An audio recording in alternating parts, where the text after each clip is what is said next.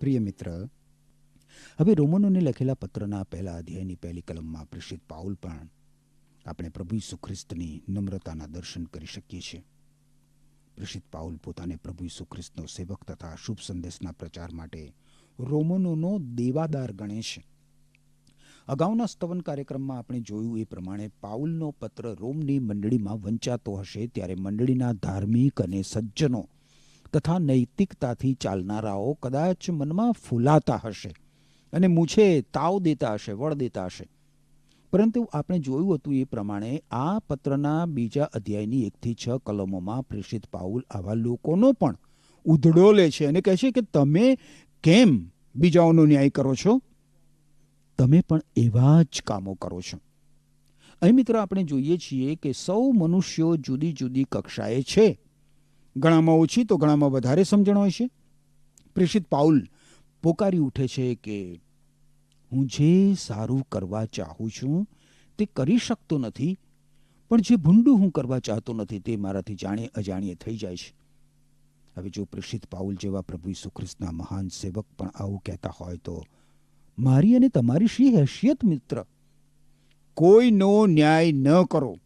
આ પ્રભુ ઈસુ ખ્રિસ્તનો સંદેશ મારા કાન ઉપર વારંવાર અથડાયા કરે છે અને છતાંય ઘણી બધી વાર હું ન્યાય કરવા બેસી જાઉં છું. આપણામાંના ઘણા લોકોનો આવો અનુભવ હશે. આપણે મિત્ર પરમેશ્વર આગળ ઈસુ ખ્રિસ્તના પવિત્ર નામમાં નમી જવાની જરૂર છે અને પ્રાર્થના કરવાની જરૂર છે કે આ દુષ્ટ યુગમાં આપણે અન્યનો ન્યાય કરવાથી દૂર રહીએ. અને પ્રેષિત પાઉલ બીજા અધ્યાયની 7મી કલમમાં કહે છે એ પ્રમાણે ઈશ્વરની બીક રાખીને સારા કામ હંમેશા કર્યા જ કરીએ. આપણે રોમનોને પત્રના બીજા અધ્યાયનો અભ્યાસ કરી રહ્યા છીએ. હવે બીજા અધ્યાયની બીજી કલમમાં પ્રેષિત પાઉલ પ્રથમ તો સામાન્ય અર્થમાં ગમે તે માટે વાત કરે છે, પરંતુ તરત જ તે ચોક્કસ સમૂહ ઉપર આવી જાય છે.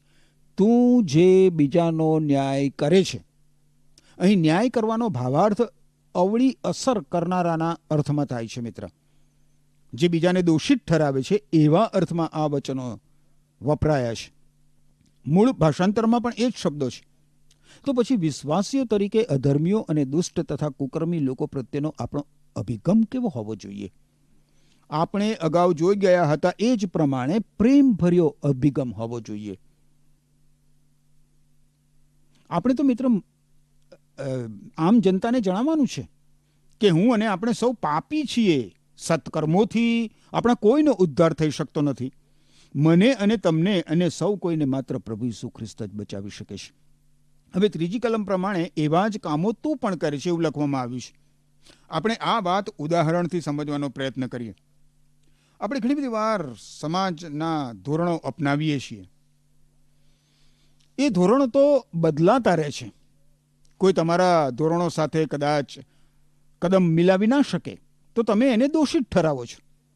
ઘણી જગ્યામાં લોકો જુઠ્ઠું બોલે, નિંદા કરે અને ટોટ ટપ્પા કરે, અપ્રમાણિકતા આચરે, એ બધું ચલાવી લેવામાં આવતું હોય છે. જ્યારે જાહેરમાં કોઈ બીડી સિગારેટ પીતો હોય તો એનો ધિક્કાર કરવામાં આવે છે. જ્યારે મિત્ર આપણે બીજાઓનો ન્યાય કરીએ છીએ ત્યારે આપણે ન્યાયાધીશનું સ્થાન ગ્રહણ કરી લઈએ છીએ. ઈશ્વર પ્રેષિત પાઉલના શબ્દો દ્વારા આપણને કહે છે કે તમને પણ એ જ ધોરણો વડે માપી આપવામાં આવશે. ઈશ્વર તમને તમારા ધોરણોથી માપશે.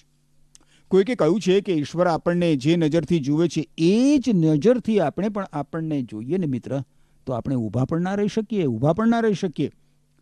સ્વર્ગનો રચનાર ઈશ્વર છે. એ સ્વર્ગના રચના કાર્યમાં આપણે કયો ફાળો આપી શકીએ એમ છીએ મિત્ર? જ્યારે આપણે ન્યાયાસન ઉપર ચડી બેસીએ છીએ ત્યારે આપણે ઈશ્વરનો અધિકાર ખૂંચવી લઈએ છીએ. ઈશ્વર આપણા ધોરણોથી નહીં પરંતુ ઈશ્વરના પોતાના ધોરણોથી આપણો ન્યાય કરશે. ઈશ્વરના ધોરણો સુધી આપણે કદી જાતે પહોંચી શકવાના નથી. એટલે જે કોઈ મનુષ્ય પોતાની નૈતિકતાની ડંફાસ મારે છે એ સૌ માટે ઈશ્વરનું વચન છે કે તોલવાના કાંટા પર તમારું વજન કરવામાં આવશે. આપણે કદાચ માનીએ કે ખૂનીઓ, બળાત્કારીઓ, આતંકવાદીઓ અને કૌભાંડકારીઓની સરખામણીમાં આપણે તો ઘણા બધા સારા છીએ ભાઈ, અને આપણે ઈશ્વરના ન્યાય ચુકાદામાંથી બચી જઈશું. પરંતુ મિત્ર ઈશ્વરના ન્યાયના દિવસ અંગેના વચનો તદ્દન સ્પષ્ટ છે. જે લોકો ઈસુ ખ્રિસ્તમાં નથી એ સર્વ ન્યાયના આ દિવસથી ગભરાય છે, અથવા એવા કયામતના દિવસનો સદંતર ઇનકાર જ કરે છે. કારણ કે ઈશ્વરનું વચન તો બહુ જ સ્પષ્ટ છે. ઈશ્વરનું વચન કહે છે કે ઈશ્વરે પસંદ કરેલા એક માણસ દ્વારા આખી દુનિયાનો અદલ ન્યાય કરવા માટે ઈશ્વરે એક દિવસ નક્કી કરેલો છે. એ માણસને મરણમાંથી સજીવન કરીને તેમણે બધાની સમક્ષ એ વાતની સાબિતી આપી છે. અને એ માણસ તો છે પ્રભુ ઈસુ ખ્રિસ્ત. આપણને આપણા કૃત્યો પ્રમાણે તોલવામાં આવશે મિત્ર. એવા અદલ ન્યાયમાંથી આપણે બચવાની ઈચ્છા રાખવી જોઈએ. રોમનોને પત્રના 2 અધ્યાયની 3 કલમમાં પ્રેષિત પાઉલ પૂછે છે, જુઓ તમે, કે શું તું આ અદલ ન્યાયમાંથી બચી શકશે? આ જગતની ન્યાયની અદાલતોમાંથી બચવા માટે એક વકીલ 4 રસ્તા જુદા જુદા બતાવે છે. 4 રસ્તા. પહેલો રસ્તો છે તમારો ગુનો સાબિત ન થાય. બીજો રસ્તો છે જે તે અદાલતના ન્યાય ક્ષેત્રમાંથી દૂર જતા રહો, ભાગી જાઓ. ત્રીજો જે વિકલ્પ છે એ પકડાયા પછી કેટલીક એવી કાયદાકીય ટેકનિકલ બાબતો હોય જેને લીધે એમાંથી છટકબારી મળી રહે. અને ચોથી બાબત છે ગુનો સાબિત થયા પછી કેદમાંથી નાસી છૂટો અને પછી ભૂગર્ભમાં જતા રહો. પરંતુ યાદ રાખો મિત્ર, ઈશ્વરના ઇન્સાફમાંથી છટકવા માટે એક પણ બારી ખુલ્લી નથી. તમારા અપરાધ ચોક્કસ સાબિત થશે ને થશે જ. ઈશ્વરીય અદાલતના ન્યાય ક્ષેત્રના કોઈ સીમાડા નથી, કોઈ કાયદાકીય છટકબારી પણ નથી, અને એ અનંતકાળિક કાળ કોટડીમાંથી ભાગી છૂટવાનો કોઈ રસ્તો પણ નથી. રાજા દાઉદ જેવા મહાન ભક્તને દુષ્ટોની ઈર્ષા થઈ હતી, અને એણે કહ્યું છે કે જ્યારે મેં દુષ્ટોની સમૃદ્ધિ જોઈ ત્યારે મને મૂર્ખોની ઈર્ષા થઈ આવી. તેમને મૃત્યુના બંધન સતાવતા નથી, પરંતુ તેમનું બળ મજબૂત છે. બીજા લોકોની જેમ તેઓ મુશ્કેલીઓમાં મુકાતા નથી, કે બીજા લોકોની જેમ તેઓને પીડા પણ સતાવતી નથી. એ લોકો ઈશ્વર વિરુદ્ધ પોતાનું મોં ઊંચું રાખે છે અને પૃથ્વીમાં તેઓની જીભ છૂટથી ચાલે છે. ખરેખર મેં મારું હૃદય અમથું શુદ્ધ કર્યું. આ સમજવા માટે મેં વિચાર કર્યો ત્યારે આ વાત મને કષ્ટમય લાગી, ત્યાં સુધી કે મેં ઈશ્વરના પવિત્ર સ્થાનમાં જઈને તેઓનો અંત ધ્યાનમાં લીધો. હે પ્રભુ, તું જાગીને તેઓની પ્રતિમાને તુચ્છ કરશે. પણ ઈશ્વર પાસે આવવું એમાં અમારું કલ્યાણ છે. ખાઓ પીઓ અને મોજ કરો, એ કુદરતી અને દુનિયાવી ફિલસૂફી છે. દુષ્ટતા દુનિયામાં વધતી ચાલી છે અને દુનિયાવી બધા જ કાયદાઓ અને રીત રિવાજોની ऐसी तैसी ચાલી રહી છે. કોઈ બંધન કોઈને ખપતા નથી. બધે જ આ કારણે તમે શું જુઓ છો? અરાજકતા, અંધાધૂંધી અને આતંકવાદ માઝા મૂકી દીધી છે. એ બધી બાબતોએ ત્યારે કોણ બચશે? ઈશ્વરના કોપથી કોણ બચશે? દિવસે દિવસે એવી પરિસ્થિતિ પેદા થતી જાય છે કે ઘરમાં બેઠેલા પણ ભયમાં ફફડતા જીવશે. આ જીવતા મૃત્યુનો એક પ્રકાર ગણવો જોઈએ. જે ખાવા પીવાને તેઓ મોજ ગણે છે એ જ આખરે તેમના પગની બેડીઓ બની જશે. જીવતા જ નરકનો અનુભવ કરતા લોકોની સંખ્યામાં ઉત્તર વધારો જ થતો જવાનો છે મિત્ર. આવ ભાઈ હરખા, આપણે બેઉ સરખા. ના. ન્યાય એ માત્ર અન્યાય અને અનીતિમાં જ વધારો થાય છે એવું નથી. રોગચાળામાં તમે જુઓ, બીમારીઓમાં તમે જુઓ, દર્દમાં તમે જુઓ, બેહદ વધારો થતો જાય છે. બધું માદી મનોવૃત્તિનું પરિણામ છે. મનુષ્યની માદી મનોવૃત્તિનું પરિણામ. સર્વ ધર્મો, સંસ્કૃતિઓ અને કયામતના નાસ્તિક ભવિષ્યવેત્તાઓ પણ ઢોલ વગાડીને કયામતનો દિવસ પાસે આવ્યો છે એવું કહી રહ્યા છે. અને તોય બધા સૌનું તે મારું એ ન્યાયે પલાઠી વાળીને બેસી રહ્યા છે. પાપ સામે ઊભા થવાની અને સામા થવાની તાકાત સૌએ જાણે ગુમાવી દીધેલી લાગે છે. જાગો, કયામત પાસે છે. ઈશ્વરના ન્યાયના સિદ્ધાંતો જુઓ. 1 અધ્યાયની 29 અને 30 કલમોમાં આપણે મોટી યાદી જોઈ. રોમનોને પત્ર 1 અધ્યાય 29 અને 30 કલમોમાં, બરાબર ને? આવા કામ કરનારાઓ ઈશ્વરના સત્ય પ્રમાણે સજા ભોગવશે. 2 અધ્યાયની 3 કલમમાં એવું જ લખ્યું છે. પરંતુ એ મૂત્ર, તું એવા કામ માટે બીજાઓનો ન્યાય કરે છે અને એ જ કામો તું પોતે પણ કરે છે. શું તું એમ માને છે કે એમ કરવાથી તું ઈશ્વરની સજામાંથી નાસી છૂટીશ? 3 કલમ એ પ્રમાણે કહે છે. રોમનોને પત્ર 2 અધ્યાય સીધો પ્રશ્ન પૂછે છે. યાદ રાખો મિત્ર, જે ન્યાય કરે છે એનો ન્યાય થયા વગર રહેવાનો નથી. પ્રત્યેકનો એના કૃત્ય પ્રમાણે ન્યાય કરવામાં આવશે. 2 અધ્યાય 6 કલમ પ્રમાણે. હવે ત્રીજો સિદ્ધાંત એ છે મિત્ર કે ઈશ્વરની પાસે કોઈ ભેદભાવ નથી. રોમનોને પત્ર 2 અધ્યાય 11મી કલમ પ્રમાણે ઈશ્વરની સમક્ષ યહૂદી અને ગ્રીક અને બધા જ ધર્મના લોકો એક સરખા છે.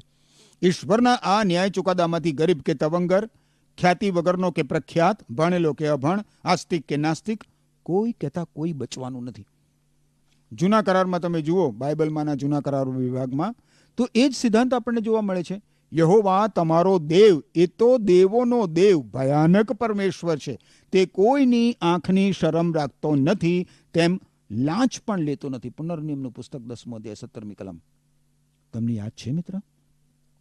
પ્રેષિત પિતર કર્નેલિયસના મકાનમાં હોય છે ત્યારે સ્વપ્નમાં ઈશ્વર તેને આ સિદ્ધાંત બતાવે છે. ત્યારે પિતર બોલી ઉઠે છે કે સાચે જ ઈશ્વર કોઈની શરમ રાખતો નથી.